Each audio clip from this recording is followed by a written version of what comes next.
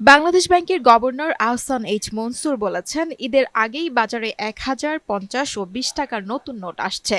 তবে টাকায় কোনো ব্যক্তির ছবি থাকবে না।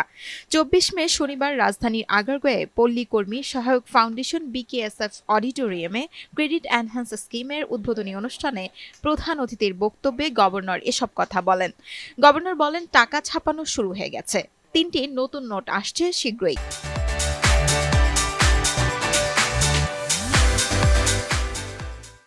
এ সময় বিদেশে পাচার হওয়া অর্থ দেশে ফিরিয়ে আনার বিষয়ে আহসান এইচ মনসুর বলেন, পাচার হওয়া অর্থ ফিরিয়ে আনা অন্তর্বর্তী সরকারের রাজনৈতিক অঙ্গীকার। বিশ্বের বিভিন্ন গণমাধ্যমে প্রতিবেদন প্রচারিত হওয়ায় তা ফেরত পাঠাতে চাপ তৈরি হয়েছে।